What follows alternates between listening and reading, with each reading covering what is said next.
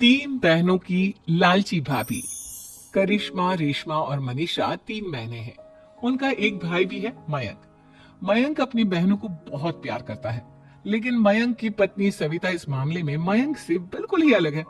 वो अपनी ननदों का जितना बुरा कर सकती है उतना बुरा करती ही रहती है और अपनी ननदों पर हुक्म भी चलाती है। करिश्मा, करिश्मा, तुमने अभी तक नाश्ता नहीं बनाया? तुम्हारे भैया को ऑफिस जाने में देर हो रही है। हाँ भाभी, बस अभी बनाती हूँ। करिश्मा, तुम ये ढीलापन छोड़ दो। कल को पराए घर जाना है। वहाँ अगर तुम इस तरह से काम करोगी तो लोग क्या कहेंगे कि माँ ने और भाभी ने कुछ सिखाया नहीं। और तुम्हारी दोनों बहनें कहाँ हैं? अब रेशमा मार्केट गई है और मनीषा सो रही है। क्या? सुबह के 8 बज रहे हैं और ये महारानी अभी भी सो रही है? ये कहते हुए सविता अपनी सास दुर्गा देवी के पास जाती है। जी, देख रही हो अपनी बेटियों के तौर तरीके?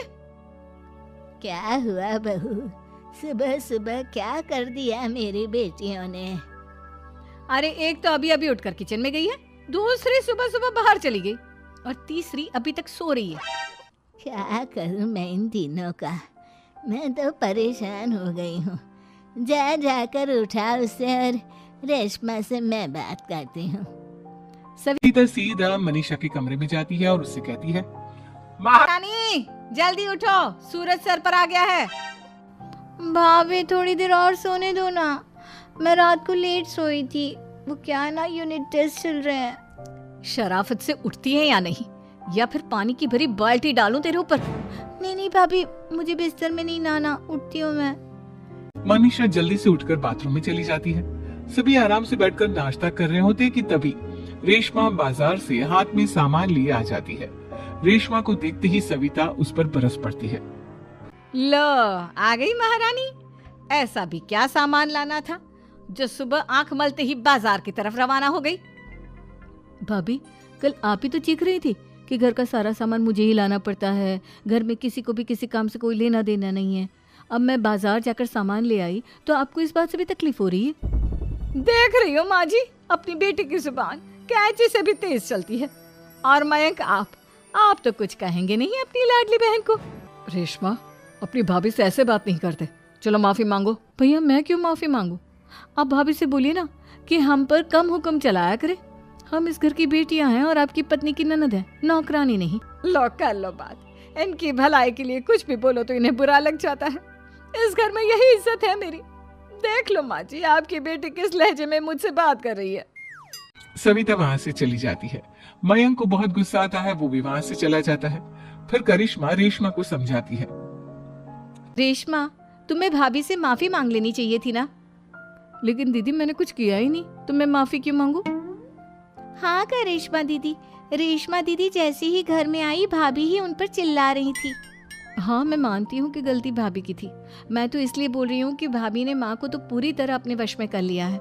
वो हमारी बात सुनती ही नहीं। मयंक भैया हमारे लिए हमेशा खड़े रहते हैं, इसलिए उनकी बात का मान तो तुम्हें रखना चाहिए था ना। कोई फायदा नहीं दीदी, कुछ दिनों की बात और है, भाभी उन्हें भी हमारे खिलाफ भड़का देंगी।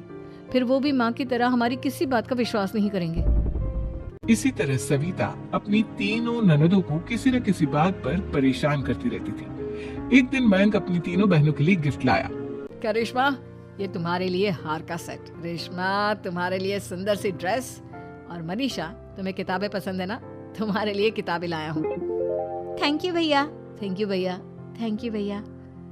करिश्मा, तुम्हारा नेकलेस कितना सुंदर है। ये भैया कहाँ से ले आए होंगे? मैंने भैया को 3 दिन पहले फोन पर ये डिजाइन दिखाया था और आज भैया ये ले आए।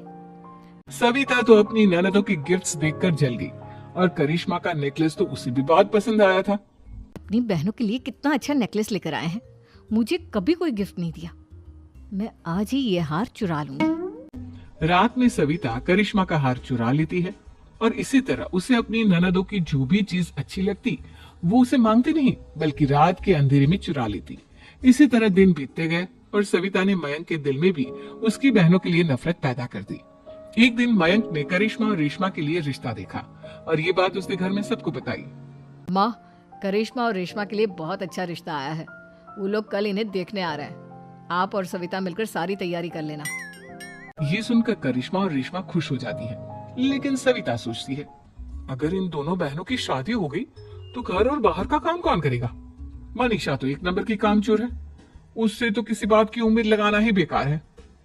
मुझे इस शादी को रोकना होगा। अगले दिन सभी लड़के वालों के स्वागत की तैयारी करने में लगे होते हैं। तभी मयंक अपनी बहनों से आकर कहता है, तैयार हो गई तुम दोनों? देखो दोनों लड़के बहुत अच्छे हैं, मैं कोई कसर नहीं छोड़ना चाहता, इसलिए तुम उनके सामने अच्छे से बिहेव करना और अपनी भाभी से लड़ने मत लग जाना। करिश्मा, तुम वो नेकलेस पहन लो ना जो मैं तुम्हारे लिए लाया था। भैया मैं बहुत देर से वो नेकलेस ढूंढ रही हूँ, लेकिन मुझे मिल ही नहीं रहा। क्या तुमने नेकलेस खो दिया? तुम्हें पता भी है वो कितना महंगा था? तुम कोई काम ढंग से नहीं कर सकती। मयंक गुस्से में वहां से चला जाता है।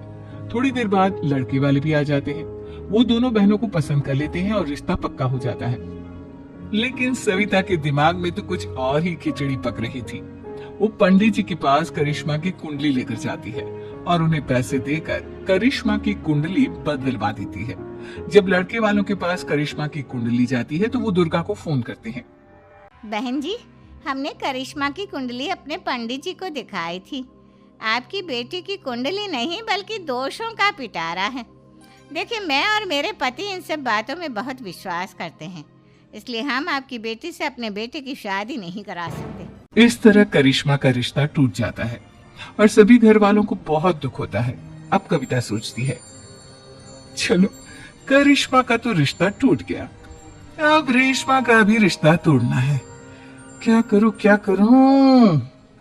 अब सविता आवाज बदलकर किसी अननोन नंबर से रेशमा की होने वाले ससुराल में फोन करती है। हेलो, मैं कौन हूँ कौन नहीं ये आपके लिए जानना जरूरी नहीं। बस इतना सुन लो कि रेशमा का 2 साल से किसी के साथ अफेयर चल रहा है। बस रेशमा का रिश्ता तोड़वाने के लिए सविता का इतना कहना काफी था। अब रेशमा का भी रिश्ता टूट गया। मयंक और दुर्गा देवी ने रेशमा को खूब खरी खोटी सुनाई और उससे बार बार उस लड़के के बारे में पूछने लगी। आप दोनों मुझे क्यों परेशान कर रहे हो? अरे कोई लड़का होगा मेरी लाइफ में तो मैं बताऊंगी ना, जब कोई है ही नहीं तो कहाँ से लाऊं मैं कोई लड़का? तो तेरे होने वाले ससुराल वालों को फोन किसने किया था? माँ मैं नहीं जानती किसने फोन किया था, मैं सच कह रही हूँ। मैं तो पहले ही कह रही थी इसकी लगाम खींच कर रखो, लेकिन मेरी सुनता ही कौन है। आप चुप रहिए भाभी, ये सब आपका ही किया धरा है। अब तीनों बहनों को विश्वास हो जाता है कि ये सब उनकी भाभी ही कर रही है। तीनों बहनें अपनी भाभी को सबक सिखाने के लिए एक वकील कर लेती है और घर में हिस्सा मांग। देखो भैया, माँ बाप की जायदाद में जितना बेटों का हक होता है उतना ही बेटियों का, इसलिए इस घर के 4 हिस्से होंगे और हमें अपना हिस्सा चाहिए। मैंने तुम्हारे लिए क्या क्या नहीं किया और तुम इस घर में हिस्सा मांग रही हो? भैया, आप और माँ हम बहनों की कोई बात नहीं सुनते हो और भाभी हमारी शादी नहीं होने देगी क्योंकि उन्हें लगता है कि आप हमारी शादी में ज्यादा पैसा लगाओगे और उन्हें हम जैसी फ्री की नौकरानी कहाँ मिलेगी। तो हम भाभी के साथ तो रह नहीं सकते, हम बहनों को अपना हिस्सा चाहिए। अरे तुम्हें शर्म आनी चाहिए अपने भाभी पर ऐसा इल्जाम लगाते हुए। वो तुम्हारे बारे में कितना सोचती है। हाँ माँ, भाभी हमारे बारे में बहुत सोचती है, दिन रात बस यही सोचती रहती है कि किस तरह से अपनी तीनों ननदों को परेशान करूं और कभी मुझे पढ़ने भी नहीं देती। दोनों बहनों का रिश्ता भी तो इन्होंने ही तोड़वाया है और रात में हमारे कमरे में आकर हमारी चीजें भी चुराती हैं। इसी तरह सविता की तीनों ननदें अपनी बात पर अड़ी रही। अब कोर्ट में तारीख भी शुरू हो गई। जब सविता को लगा कि उसकी तीनों ननद इतनी आसानी से नहीं मानने वाली, तो उसने अपने पति और सास को सारी सच्चाई बता दी और अपनी तीनों ननद से माफी मांगी। मयंक और दुर्गा को भी अपनी गलती का एहसास हो गया। अब सविता खुद करिश्मा और रेशमा के लिए अच्छा रिश्ता ढूंढती है और उनकी शादी करवाती है।